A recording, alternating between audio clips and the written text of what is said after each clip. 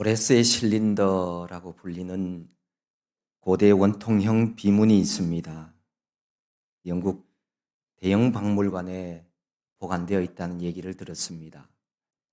고고학자들이 1879년부터 1882년에 바벨론 성 발굴 작업을 하던 중에 발견이 되었습니다. 이 고대 비문에는 고레스 왕이 유대인 귀환을 허용하는 내용이 담겨 있습니다.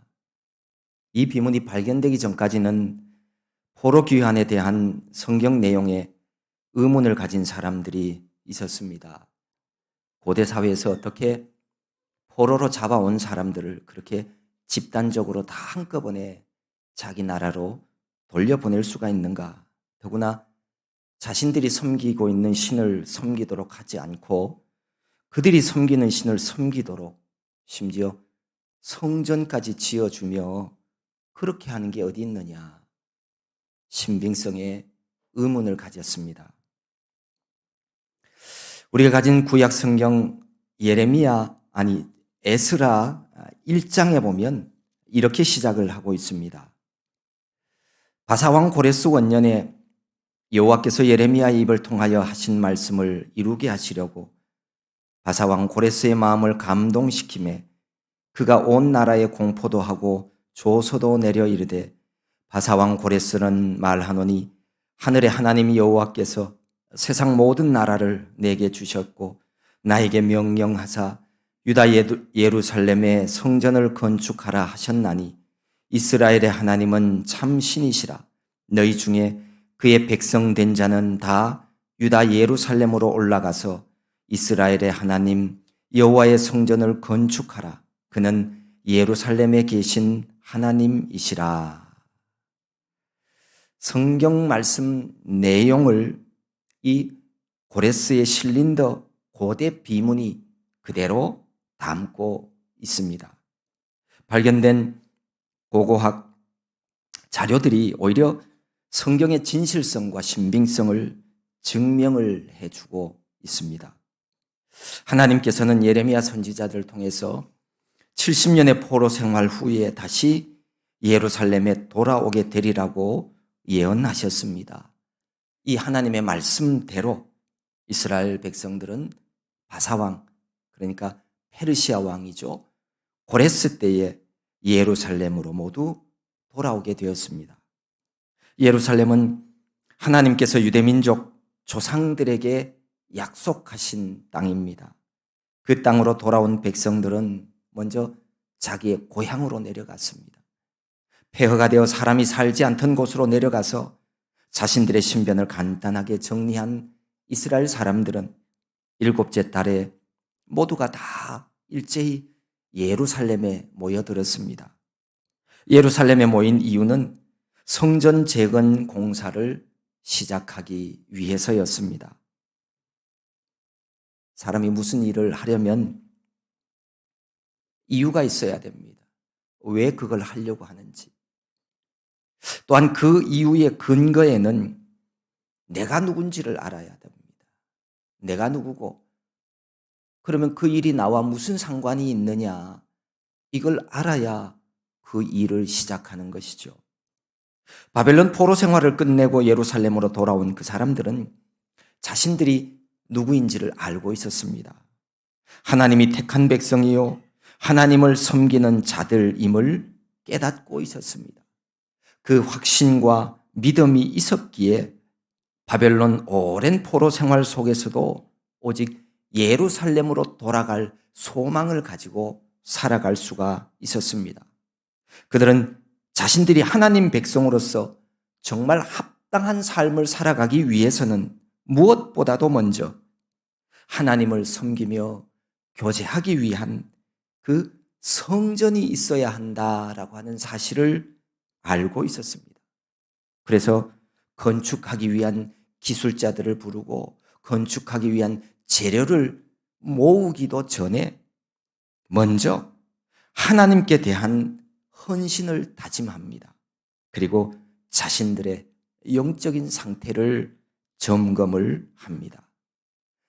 자신들의 정체성을 확인하고 영적 상태를 점검하는 일이 모든 다른 일보다도 훨씬 더 시급하고 중요하다는 사실을 알았습니다.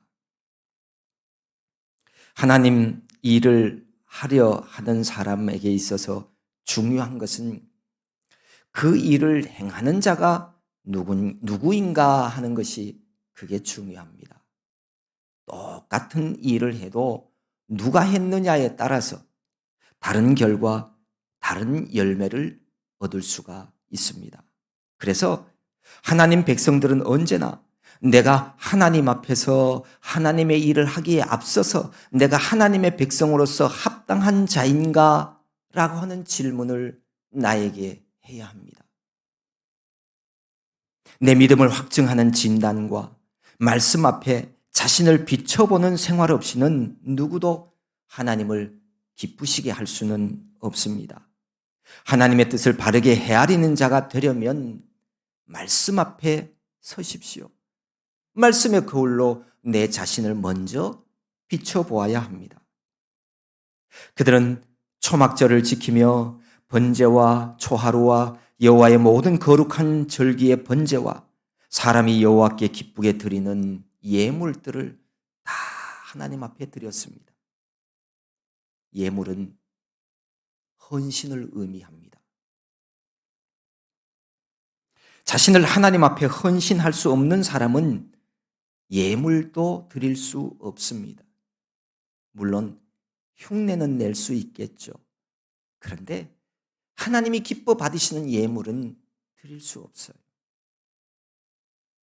성전 재건을 위해 모인 사람들은 자신의 삶과 생명이 하나님께 속한 것임을 알고 있었습니다. 그래서 그들에게 있는 모든 것을 하나님 앞에 드릴 수가 있었습니다. 사람은 누구나 자신이 느끼는 감사의 양만큼 주님께 드릴 수 있고 충성도 합니다. 하나님 앞에서의 충성의 정도가 곧 내가 하나님을 믿는 믿음의 양이다 생각해도 틀리지 않습니다. 죽도록 충성하라. 그리하면 내가 생명의 관을 내게 주리라.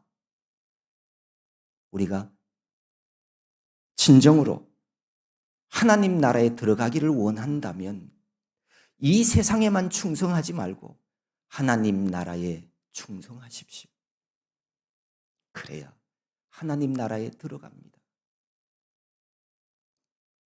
드디어 그들이 성전 건축을 위한 착공식을 가지게 되었습니다. 7월에 모여서 7달 동안 준비 과정을 거쳐서 이듬해 2월에 성전 기초를 놓았습니다. 모두가 한 마음 되어서 하나님 성전 재건을 결단하고 준비해 가고 있지만 모든 것이 다 그렇듯이 쉬운 일이 어디 있어요? 이 일도 결코 쉬운 일은 아니었습니다. 여러 상황이 좋지 않았지만 성전 기초 놓는 일을 그들은 뒤로 미루지 않았습니다. 우리가 하나님 자녀로서 하나님 말씀 따라 살아가며 하나님의 올바른 관계를 유지하고 영적으로 풍성한 삶을 영위하려면 우리가 조심해야 할 게 있습니다.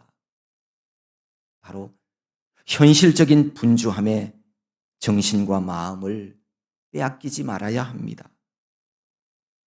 어느 시대건 어떤 한 사람이 이 땅의 삶을 살아가려면 나름대로 판단하고 결정하고 일의 순서를 정하고 계획하며 그렇게 살아갑니다.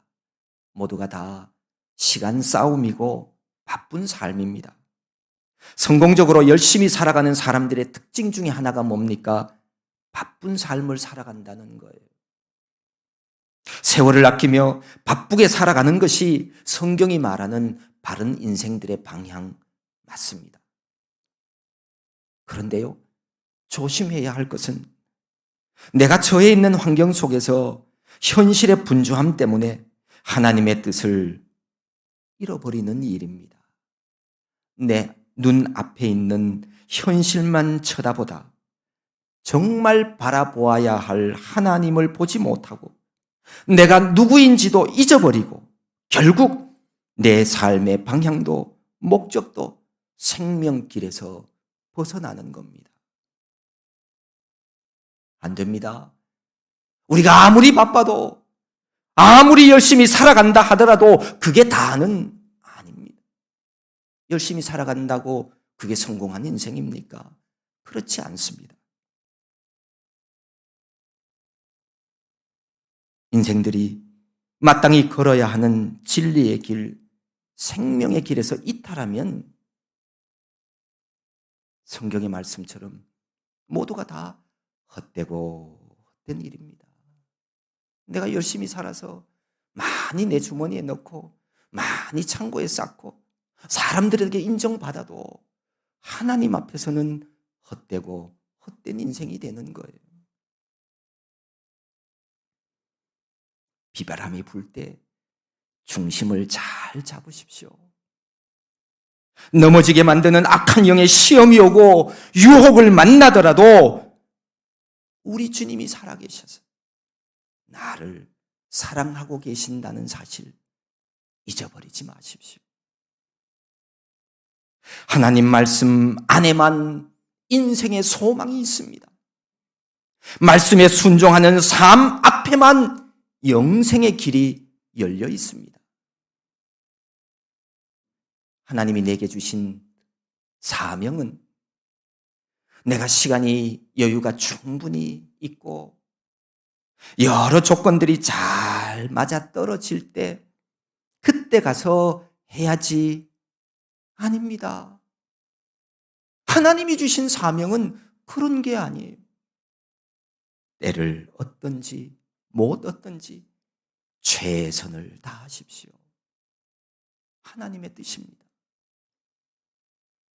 주변의 여러 이방 민족들의 좋지 않는 시선이 그 당시에 있었습니다. 심지어 목숨의 위협까지 있었습니다. 하지만 성전 재건을 위해서 최선을 다합니다. 자신들의 집과 삶의 자리가 아직 제대로 자리 잡히지 않은 상태였지만 하나님 성전을 다시 건축하는 일을 위해서 그들은 최선을 다했습니다. 그렇게 해서 드디어 성전의 기초를 놓게 되었습니다. 10절 말씀에 보면 성전 기초를 놓을 때의 광경을 기록을 하고 있습니다.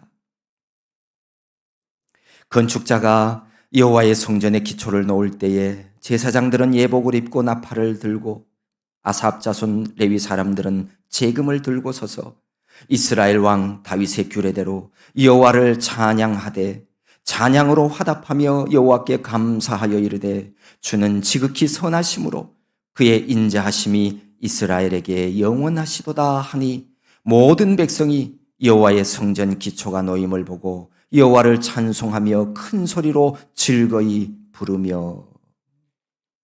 이 장면을 보면 어떻게 보면 이거는 성전 재건하는 공사 현장이 아니라 마치 하나님 앞에 예배하는 모습과 비슷합니다. 제사장들은 예복을 갖춰 입었습니다. 나팔과 제금 같은 악기를 가지고 연주를 합니다. 한쪽에서는 하나님을 찬송합니다. 또 한쪽에서는 하나님께 감사함으로 화답하고 있습니다. 원래 찬송은 하나님께 대한 감사를 의미합니다. 그러니까 하나님 찬송은 감사를 나타내는 것이고 감사하는 사람은 찬송하게 되어 있어요. 감사 찬송의 내용은 여기에 보니까 주는 지극히 선하심으로 그의 인자하심이 이스라엘에게 영원하시도다. 이렇게 찬송하고 감사했습니다. 사람들은 하나님을 찬송하며 큰 소리로 즐겁게 노래를 불렀습니다. 큰 소리의 함성과 노래는요, 승리하였음을 뜻합니다. 하나님의 성전이 다시 재건되어 하나님께 대한 희생제사가 완전히 회복될 수 있게 되었다는 사실은 하나님 나라의 승리요, 하나님 백성의 승리였습니다. 성경에 보면 대적마귀는 우는 사자와 같이 두루 다니며 삼킬 자를 찾고 있다고 기록하고 있습니다. 하지만 근신하여 깨어있는 하나님의 사람들은 어디에 있든지 언제든지 날마다 우리 주님과 승리의 삶을 살아가며 노래하는 삶을 살아가게 되어 있습니다.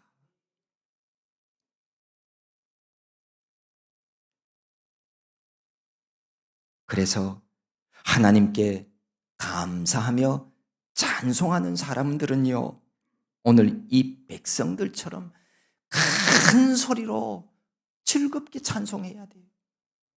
이렇게 찬송함으로 하나님의 승리하심을 나타내고 하나님 아버지께 영광 돌리는 거예요. 이게 하나님 백성들이 해야 되는 일입니다.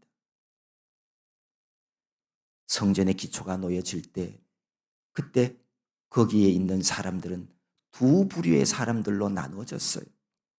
한 부류의 사람들은 대성통곡하는 사람들, 또 한쪽은 기쁨으로 크게 함성을 지르는 사람들이 있었습니다. 나이 많은 사람들이 대성통곡한 까닭은 무엇 때문이었을까요? 어렵게 성전의 기초가 놓여지며 성전 재건이 이루어지기 시작했지만 사실 이 성전의 규모는 과거 있었던 첫 번째 성전 솔로몬 성전에 비하면 규모가 작았어요. 솔로몬 성전이 바벨론 느부사라단에 의하여 파괴된 때가 BC 586년이었죠. 그런데 지금 이 두 번째 성전의 기초가 놓여질 때가 BC 536년이었습니다. 그러니까 50년의 시간 텀이 있습니다. 그래서 바벨론 포로에서 예루살렘으로 돌아온 나이 든 사람들은 과거 예루살렘 성전의 웅장함을 보아서 잘 알고 있었습니다. 무너져 없어진 성전이 다시 재건되는 일은 정말 기쁘고 좋은 일이었습니다. 하지만 지금 지어지는 이 수룹바벨 성전의 기초는 재료나 규모의 면에 있어서나 첫 번째 솔로몬 성전과 비교할 때 보잘것없어 보였습니다. 그래서 나이 든 사람들은 안타까움의 눈물을 흘렸습니다. 또 하나의 이유는 자신들의 범죄로 인해 이방 민족에게 철저히 멸망당하고 성전이 회파되고 포로로 끌려갔었던 슬픈 과거가 생각나서 통곡하게 되었습니다. 그토록 선지자들을 통해서 죄악 가운데서 돌아오라고 경고하고 회개하라고 선포하였지만 하나님의 뜻을 멀리하며 죄악을 먹고 마시기를 그들은 멈추지 않았습니다. 그래서 철저하게 부서지고 죽임당하고 포로로 끌려가야만 했던 과거가 못내 아쉽고 가슴 아파서 눈물로 성전 착공식을 적셨습니다. 또 다른 한 부류의 사람들이 있었습니다. 거기 보면 여러 사람은 기쁨으로 크게 함성을 질렀다 그래요. 이 여러 사람, 그러니까 이들은 나이 많은 일부의 사람들을 제외한 대부분의 사람들, 예전 솔로몬 성전을 보지 못했던 대부분의 젊은 사람들을 말합니다. 이들은 자신들의 슬픈 역사에 대해 체험하지 못했습니다. 그리고 이 성전 규모가 이전보다 작다는 사실도 잘 알지 못했습니다. 그래서 과거 성전과의 비교를 떠나서 일단 성전 기초가 놓임으로 성전 재건이 시작되어졌다는 것에 대해서 기뻐서 고함을 치며 함성을 지르며 기뻐했던 겁니다. 부모 세대에게 들어왔던 말로만 듣던 하나님 임재의 상징인 성전, 이제 이 성전의 재건을 통해서 이스라엘 민족과 국가의 재건이 시작되었다는 확신이 생겼습니다. 당당히 하나님 백성으로서 하나님의 영광을 나타내게 되었음에 대한 기대와 감사와 기쁨이 이들로 하여금 함성을 지르며 기뻐하게 했던 겁니다. 통곡 소리와 기쁨의 함성 소리가 서로 뒤섞인 나머지 그 현장에 있었던 사람들조차도 어떤 것이 탄식 소리이며 또 어떤 것이 기쁨의 함성인지를 잘 분별해내지 못할 정도였습니다. 어쨌든 무너진 예루살렘 성전 재건을 시작하는 백성들 모두에게 벅찬 감격과 기쁨이 거기에 가득했습니다. 성경 고린도후서 5장에 보면 하나님이 이렇게 말씀하십니다. 그런즉 누구든지 그리스도 안에 있으면 새로운 피조물이라. 이전 것은 지나갔으니 보라 새 것이 되었도다. 옛날이나 지금이나 동양이나 서양이나 막론하고 예수 그리스도 안에 있으면 누구나가 다 새로운 피조물이 되어집니다. 우리 죄를 담당하시려 세상에 오셔서 십자가 위에서 물과 피를 쏟으신 바로 그분이 하나님이 세상을 구원하시기 위해서 보내어주신 구원자이심을 믿는 자는 누구든지 영원한 생명을 얻게 됩니다. 새로운 피조물 된 성도의 신앙생활에는 다시 시작하는 기쁨이 있어야 합니다. 참된 인생은 새롭게 시작하는 즐거움 속에서 살아야 합니다. 신앙생활을 다른 말로는 다시 시작하는 기쁨의 생활이라고 말할 수 있습니다. 하나님을 믿는다면 주저앉아 있지 마십시오. 다시 일어서십시오. 다시 시작하십시오. 다시 시작해 보세요. 하나님이 주시는 기쁨이, 하나님이 함께하는 능력이 바로 거기에 있습니다. 하나님이 세상 만물의 주인이시오 내 생명의 주인이심을 믿는다면 그 증거를 보여주십시오. 하나님 앞에서 말입니다. 구약성경 잠언 24장은 이렇게 말합니다. 대저 의인은 7번 넘어질지라도 다시 일어나거니와 악인은 재앙으로 말미암아 엎드러지느니라. 눈에 보여지는 것에 목숨을 걸고 살아가는 사람들, 하늘의 영원한 소망을 가지지 못한 사람들은 내 눈에 보여지는 환경이 좋지 않게 변하면 그들은 주저앉고 낙심하고 맙니다. 일어서지 못합니다.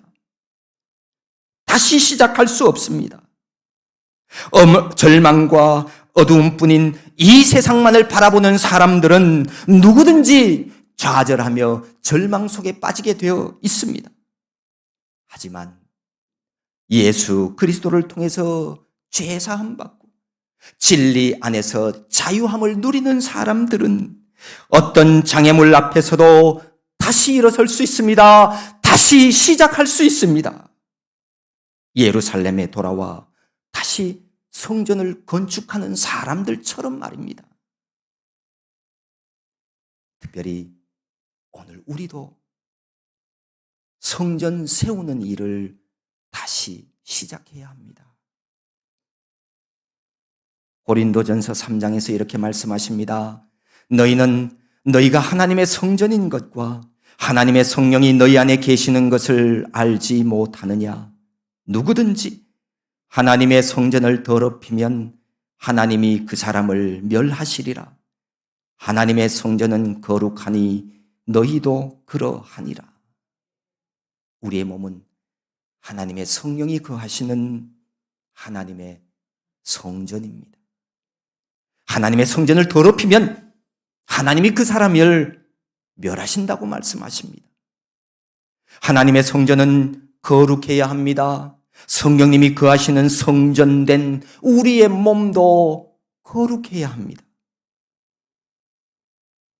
우리의 부족한 믿음, 행함이 없는 죽은 믿음으로 인해서 내 몸인 성전이 더럽혀지고 허물어져 버렸다면 예루살렘으로 돌아온 사람들처럼 다시 세우는 일을 시작하십시오. 우리 모두도 다시 성전의 기초를 쌓으며 견고하고 하나님의 영광이 가득한 성전을 세워 나가야 합니다. 성경이 말하는 신앙은 이론이 아닙니다. 신앙은 지식이 아닙니다. 신앙은 생활 속에 빛나는 보석이요 진리입니다. 신앙은 생활 속에서 나타나는 겁니다. 내 모든 생활이 하나님을 믿는 신앙생활이 되어질 때 우리 몸도 성령님이 내주하시는 거룩한 성전이 되어집니다. 성전이 거룩하고 든든하게 세워져서 그 성전을 통해 하나님과 올바른 교제가 이루어질 때 바로 그곳에서 천국의 기쁨을 누리게 되어질 것입니다. 너희가 이같이 어리석으냐? 성령으로 시작하였다가 이제는 육체로 마치겠느냐? 라고 말씀합니다. 시작도 중요하지만 더 중요한 것은 끝까지 잘 마치는 것이 보다 더 중요합니다. 성령으로 시작했더라도 육체로 마치는 자가 되어진다면 이보다도 불쌍하고 이보다도 안타까운 일이 어디에 있겠습니까? 사람은 하나님이 아닙니다. 하나님처럼 전지전능하지도 않습니다. 사람은 부족합니다. 연약합니다. 그래서 살아가다 보면 잘못 판단하고 실족하고 실수하고 넘어질 때도 있습니다. 시험에 들 때도 있습니다. 그럴 때마다 우리에게 하늘 소망 주시고 능력 주시는 우리 아버지 하나님, 그 하나님을 바라보십시오. 다시 시작하면 됩니다. 내가 너를 도와주리라 약속해 주셨습니다. 다시 시작하는 기쁨을 통해 하나님의 살아 역사하심을 경험할 수가 있습니다.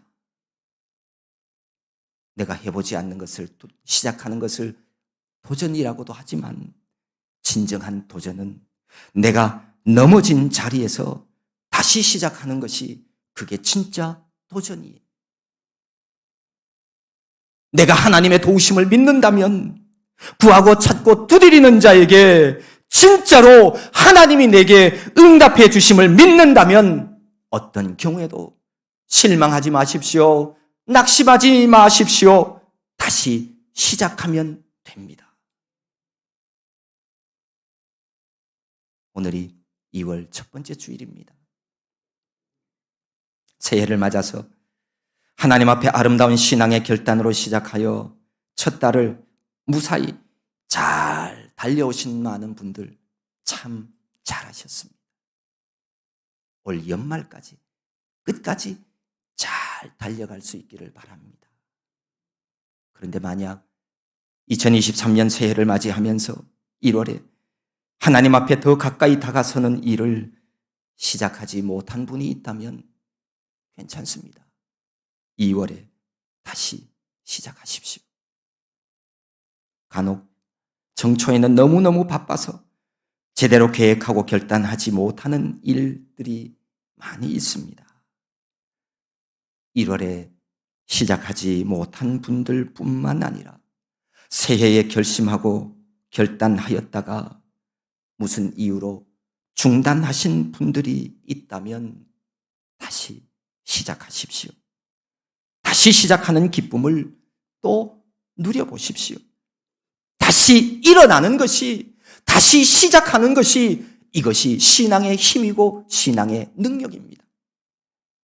우리가 시작할 때에 확신한 것을 끝까지 견고히 잡고 있으면 그리스도와 함께 참여한 자가 될 것이라고 하나님은 말씀하십니다.